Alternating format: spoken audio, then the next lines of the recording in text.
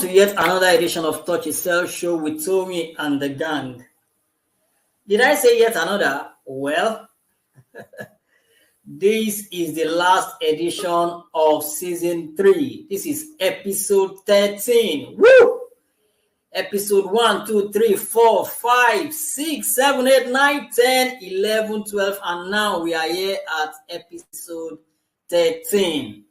Wow. What a journey it has been for us on the Touch Yourself Show with Tony and the gang. This is episode 13, and it's a pleasure bringing this show to you. My name is Yomi Oyelami.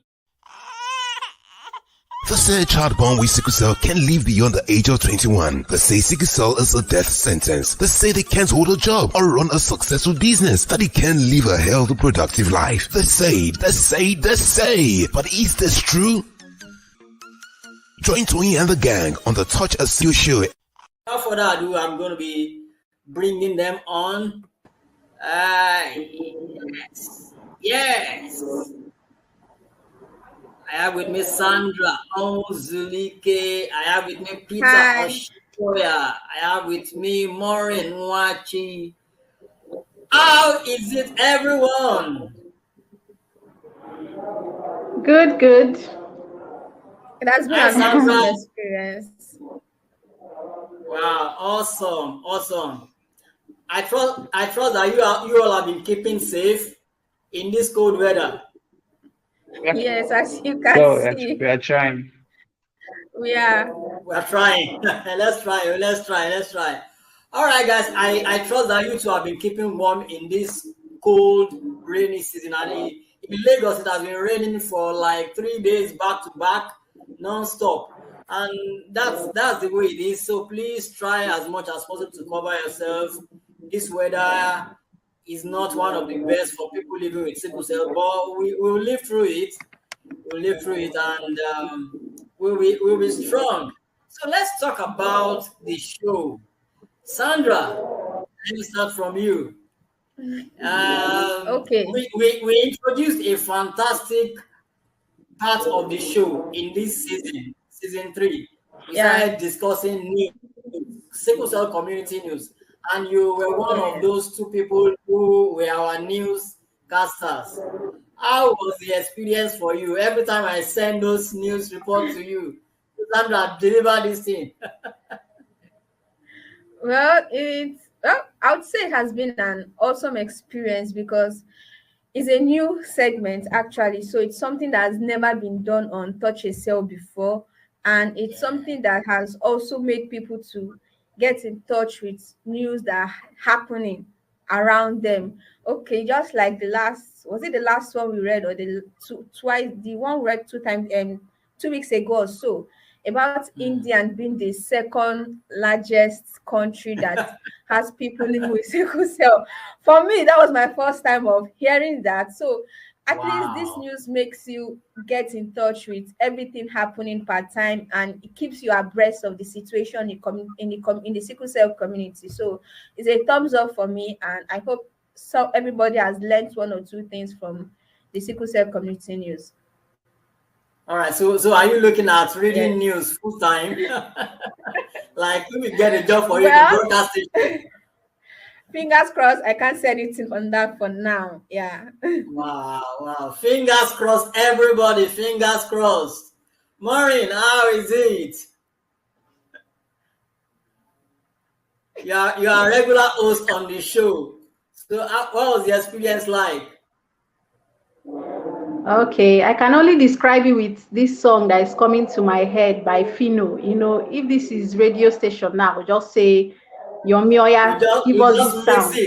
So far, so good. Thank God. It's live today. Let me see you. So far, it has been so good. Yeah, so far it has been so good. I mean, it has been interesting on the show. It has been fun with Baba Shukura on the online version of the show. Yes, fantastic. So Peter, we always bring you in once in a while to come share with us your experience on the field. You know, you are a missionary on the field as it pertains sickles, as it pertains Sammy. So how has the show been for you each time we bring you on? Been a fantastic experience. It helps me to value my work at Sammy. It helps me to see that, oh, the advocacy work that I do is not for nothing. It's something that I can still continue to enlighten the world at large about sickle cell and everything related to sickle cell. So for me, it's been an awesome experience, which has so far been mind blowing for me.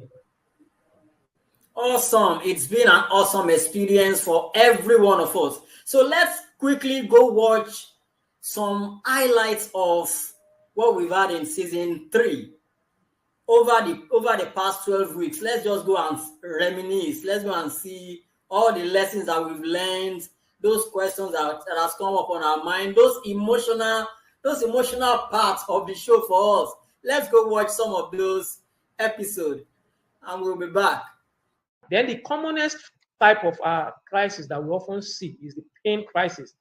And then the pain crisis from experience and from interacting with other people who say disorder it has been described like the pain a woman that is in active labor experiences when she is fully dilated and is about to deliver and she's pushing. The way the pain is what you also experience in somebody with sickle cell disorder. Or the kind of pain and chest tightness that somebody that has asthma, when he or she has an asthmatic attack experiences and the person is gulping or gasping for breath. That is how it is also. Or somebody that has a bone fracture, or somebody that has what we call Whitlow erroneously, but it's medically called paranuclear. Or somebody that has a bone cancer, the kind of pain they feel. That is exactly the kind of pain people with sickle cell disorder experience. And then this pain is not only felt physically, mentally, it also feels like sickle cell warrior. It messes up your mind. You are irritable. You are not thinking straight. At times, so most times you hear people say, when you are in pain crisis, you don't call people, you don't talk to people. Yeah, because your mind is not that stable. You don't. At times you are irritable, you are saucy, you are sarcastic, and maybe someone is there willing to help you, and you are insulting the person. But that is not just you; it's the pain messing up your mind. Exactly. So that is with the pain crisis.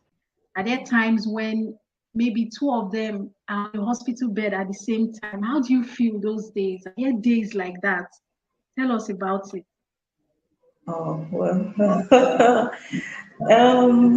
I think both of them has been admitted to the hospital twice. The first one was really scary. They spent up to a week, more than a week, rather. They spent more than a week. I was just in between the bed. The one is crying for pain, and she just got calm with probably the medication. The other one will be waking up for pain, like, mommy, come and rub my leg, mommy, come and do this. So I was just in between. I could even barely sleep at night.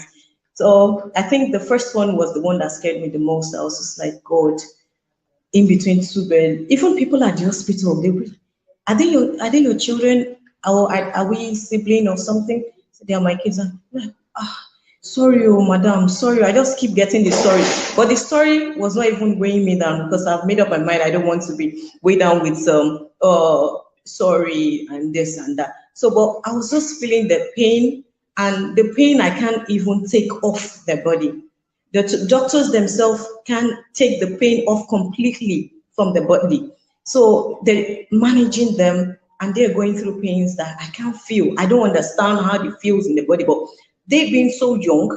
I think one was 8 and the other one was 10 by that time. So they've been that young and they're just groaning in pains. If one is asleep now, the other one will be in pain. I was in between the 2 beds, and what got me so down, what got me so emotional, the little one that you were talking about, she told me, Mommy, I'm sorry.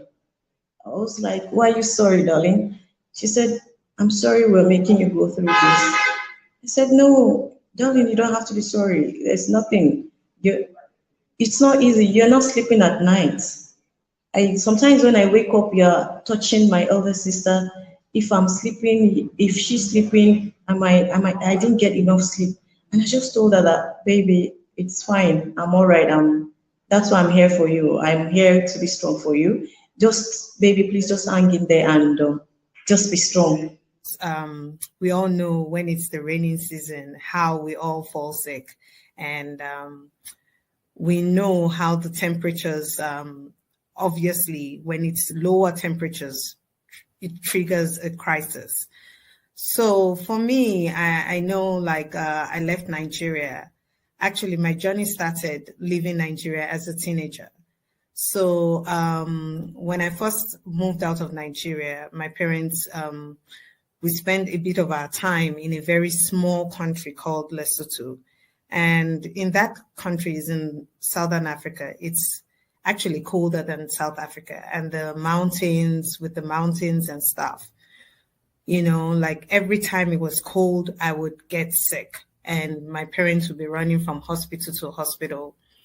And later on, I adjusted because what really was the breakthrough for me was the little things. It was just the little things, like keeping the rooms warm, ensuring I get warm clothing, and also making sure I get into immune boosters, like things like vitamin C, a higher dose, because when I get the cold, then I really, really get sick.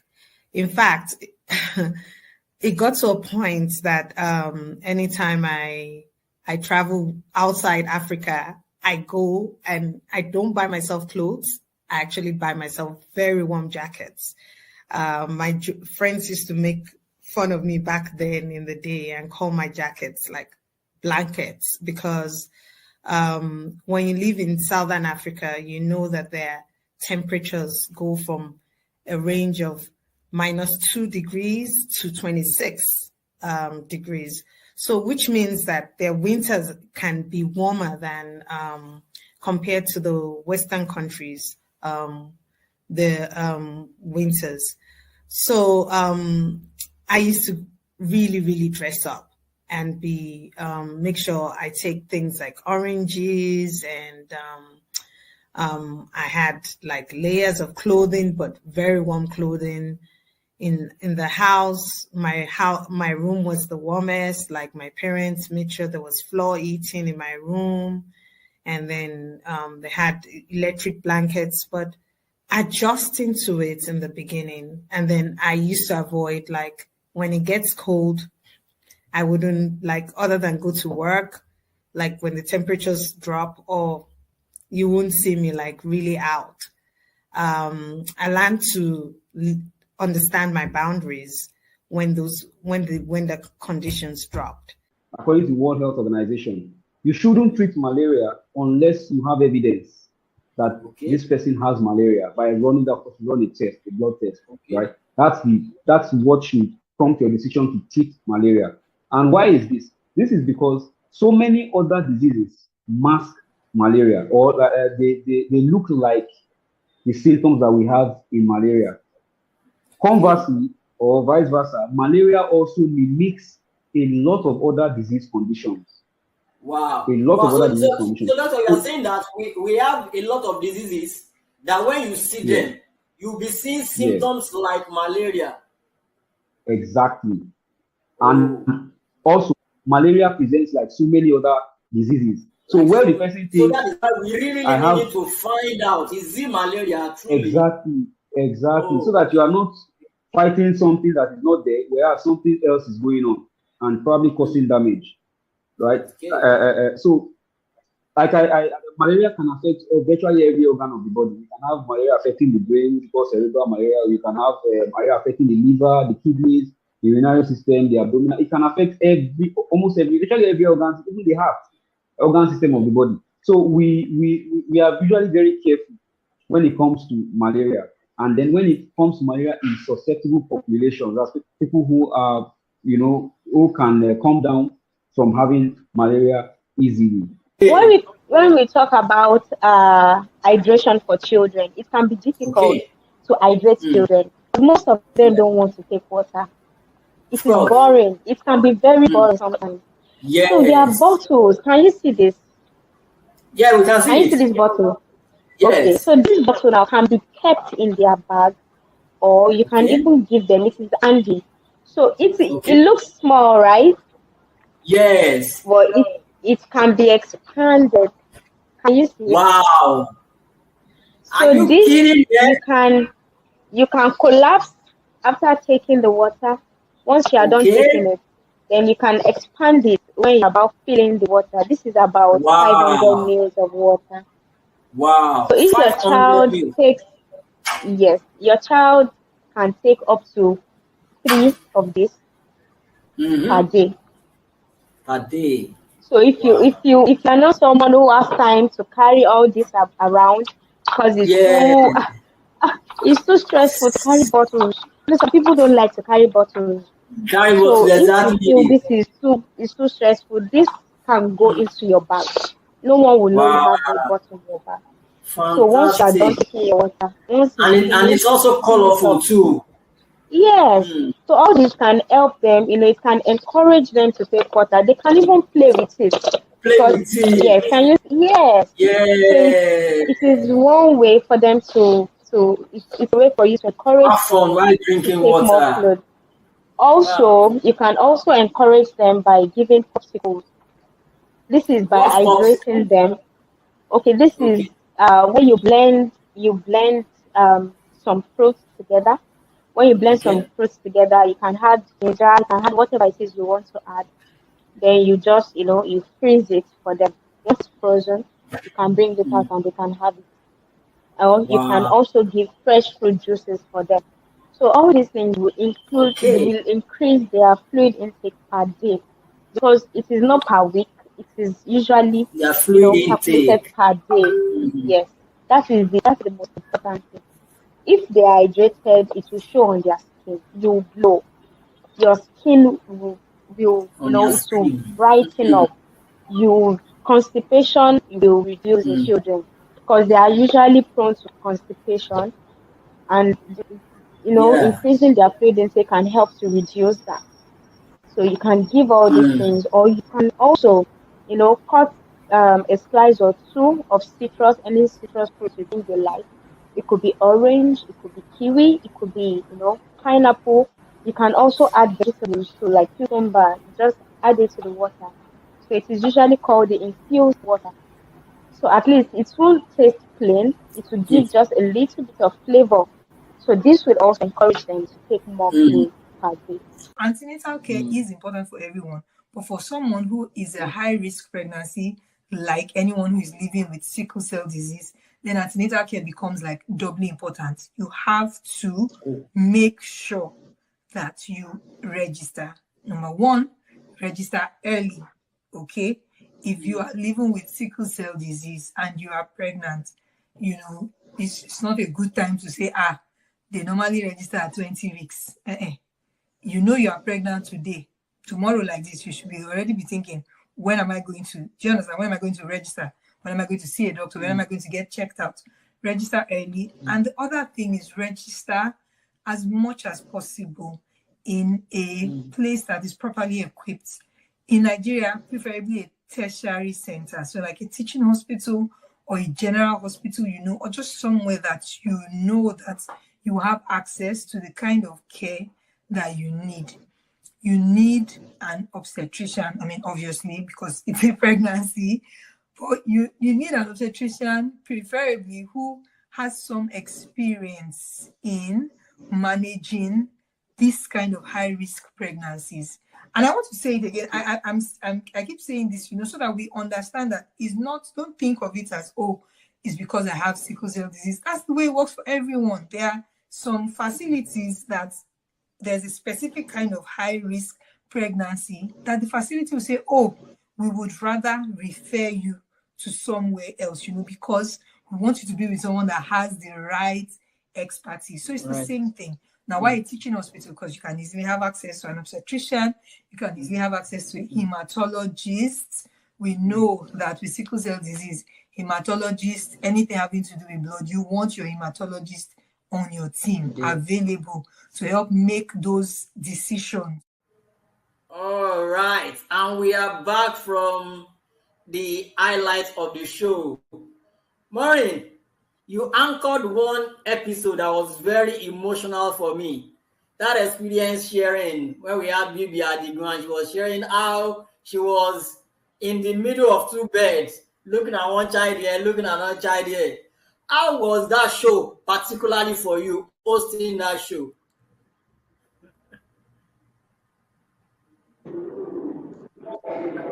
Well, the same way you said it was emotional for you, I believe it was emotional for everybody else, including myself. I mean, I can't imagine that. It's not like where a parent is nursing, maybe let's say two kids who got involved in some form of accident at school, and then it becomes an emergency where you have to nurse them. But this thing for parents with multiple children with chronic illnesses, it can be a repeated occurrence for them, and I'm sure it can really be energy sapping for them. So it was really, I mean, I had to think back if I had ever experienced it myself, having other siblings too living with the condition, how it must have been for my own parents as well. How, even though I can't remember it, I'm sure there must have been one time at least where that was the case. And I just kept thinking, so what was it like? What was it like for Mom C? You know, we call her Sister Glad. What was it like for Sister Glad? And I know she can cry. Ah, my mother can cry, Sha. So I was just imagining how would it have been? Would it have been the three of us or just two of us? What was it like? What was it like for my father? Because I've also seen my father cry in such situation. So I mean, it was really an emotional one for everybody, and I'm sure it caught the attention of some of. I mean, it should have gotten to the audience for them to understand how painful it can be for some parents, and how energy sapping it can be for parents as well, both mentally as well, not just physically now, mentally as well, mentally draining for them, and then financially draining for them. So it was an emotional one.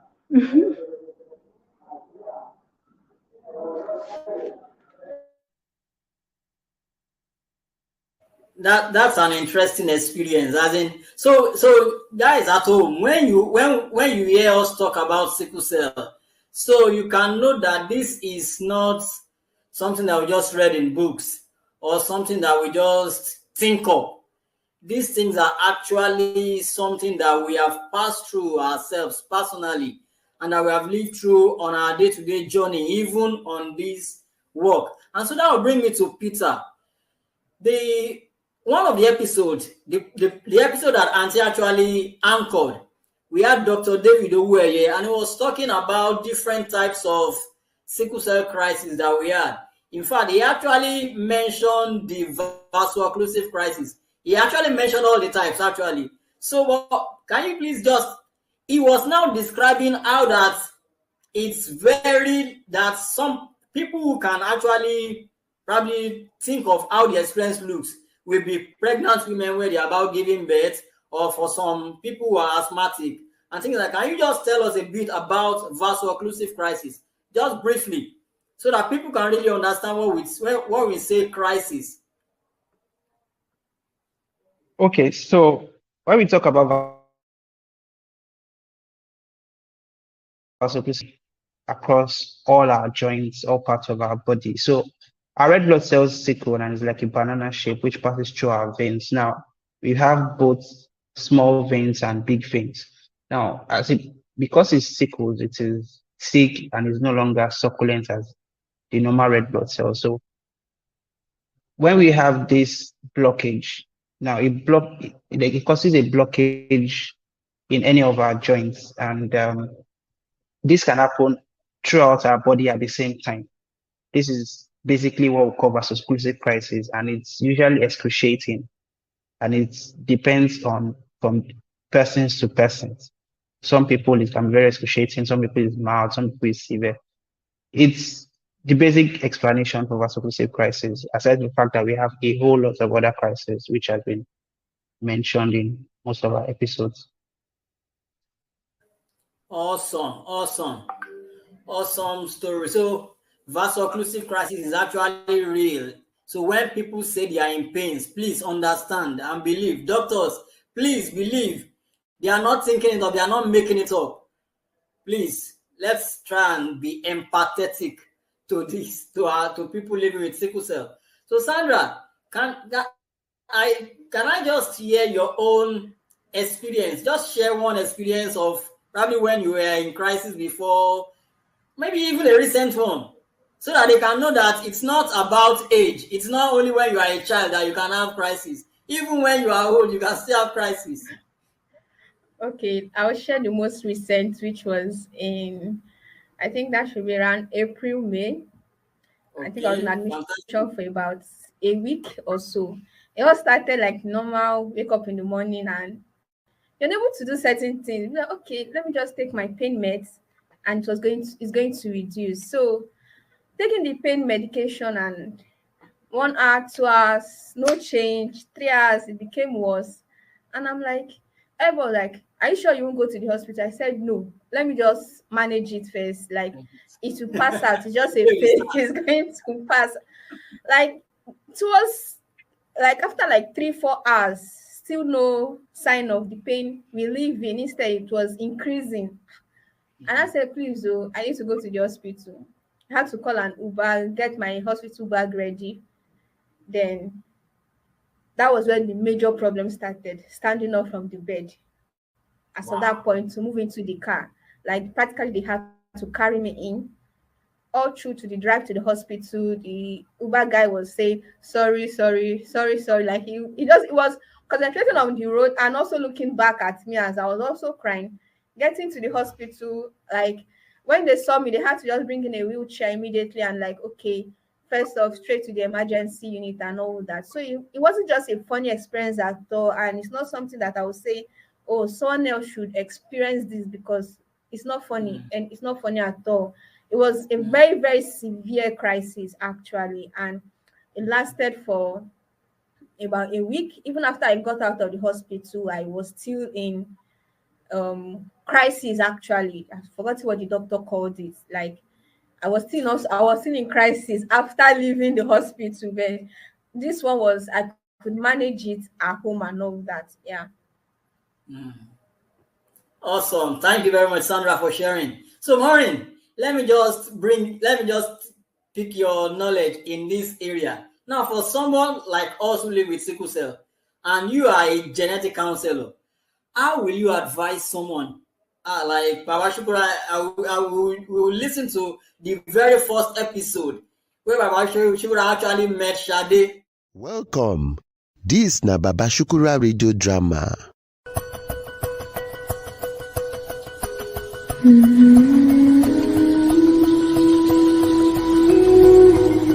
I mean, love is a good thing. Have you given a sample of your blood? Yes, that nurse don't come collect my blood. Say, Doctor, here's the result for the blood test. Oh, thank you.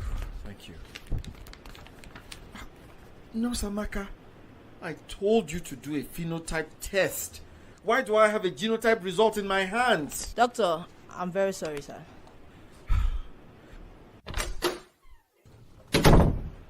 These government health center staff will never concentrate on their job. I'm going to recommend for some of them to be relocated, because I don't think I can work with this set of mediocre staff. Doctor, I beg no vex. What did they happen with Shadina? Don't worry, mister. Just call me Baba Shukura. Do you have a daughter? I go get daughter. Her name go be Shukura. Now she go born her. Okay. All right, Baba Shukura. Look, your girlfriend is in a stable condition, all right? We just need to transfuse some blood, because she don't lose plenty blood. That's why we say make you give a sample of your own blood. Make we check whether it go rhyme with our own blood. It no rhyme? Don't mind the nurse. No be waiting I send them where she go do. But this test where she do self, it don't show something will give me concern. You see, you be AS and your girlfriend self na AS. You should not be my girlfriend, doctor. Now my wife also no, my finances. All right, Baba Shukura, my apologies. You and your fiance, no fit marry each other. Oh. You be God. Why you go dey talk that kind of thing? Just because you be small doctor. Baba Shukura, no be God. But God don't give us small sense to understand some things. You see, something they your gene where they are own, we no fit each other. If man get blood, we be AS, and woman self get the same kind blood, it no go make sense make them marry you, because you see, una fit get pikin we go give una wahala. Doctor, that one are your own. No? Even if my blood na BQ and her own na QS, nothing fit stop me from to marry Shade. See, doctor, what I go just tell you, say, give me medicine or injection, anything, make it come out the what you call her now. So, Baba Shukura, this one no be medicine matter, because you see, the thing they your blood now as God make you. Okay, all this on our Oloyibo thing where on they take deceive us, me I no need them. Baba Tao my herbalist go help me clear all these things. Where they our blood come out, and then we go do normal. He was saying that, no, he has to marry Shade, he has to marry. So what will you say to somebody like that? They are both AS. The doctor is trying to convince them that, oh, look at this, look at that. What will you say to people in that condition, in that situation, where love is the thing? It's to what I'll do is okay, professionally, what is expected of me, which is to give information, the right and accurate information. There's no need bringing in any form of emotion into it, because if you give the right and accurate information and ensure the people I'm talking to understand what I am saying, then I believe I have done my work correctly. So in giving them information, I would also share I'll also share the other options available for people who are not genetically compatible, that there are other options for them if they decide to go ahead and get married, so that they know what to look out for and how to be prepared. And one extra mile I go personally, which is now not part of the profession, is I invite such people to a gathering such as what we do, like the extra care clinic, or sometimes I say, come, let's visit a hospital that has a section or a ward filled with people living with sickle cell. Come and see for yourself. Come and talk to the parents by yourself. Talk to the people and listen to them and see if this is what you think you can manage. And then I'll also remind them that love is never enough in keeping relationship. Love is not enough. These days where we hear that because of money they have separated, or because they are not having enough sex in the marriage they have separated. So I don't know how love want to keep it together when, if you are spending too much money on children or a child who falls sick all the time, and then you have to battle with your own mental health as a parent too. You also have to, when the child is younger, you also have to share in the child's mental health well-being as well, especially in cases where they are bullied in school, stigmatized, or stigmatized or discriminated against in the society. So you also have to bear that burden until the child can speak for themselves or stand up for themselves. So these are the things parents, I would share with couples like that, so that they see for themselves. They will decide by themselves at the end of the day what they want to do. The said child born with sickle cell can live beyond the age of 21. They say sickle cell is a death sentence. They say they can't hold a job or run a successful business, that they can live a healthy, productive life. They say. But is this true? Join Tony and the gang on the Tac S3 show. It's been a wonderful edition having the members of the gang on this final episode of season 3. And we are very happy bringing this show to you from the month of April up till today is 2nd of July. Wow, we appreciate you for joining each and every episode of this show, and would encourage you, or you should tell other people about Touch a Cell in case you have missed any of the episode, or in case you still need some clarification. These shows are actually on our YouTube channel. They are actually on our YouTube channel, which is Sammy Updates TV. Sammy Updates Space TV. So if you go on youtube.com, just search for Sammy Updates Space TV. Till we come back again sometime in September for season 4. Touch a Cell show, we say, is proudly brought to you by Sickle Cell Advocacy and Management Initiative. In case you have any information, you have questions, just follow us on our social media and send us your questions. Send us your comments or your inquiries at Sammy Updates on Facebook, at Sammy Updates on Twitter, and at Sammy Updates on Facebook. You can always get across to us via all those channels. And if it is call you want, you can call us via 080-7782-8255. Or you can reach our Sammy Care Center. It is 0700 Sammy Care. 0700 Sammy Care. You can find us, you can reach us, and you get information as it relates to sickle cell, as it relates to general health care. Thank you very much. Till we see you again. Bye. Q.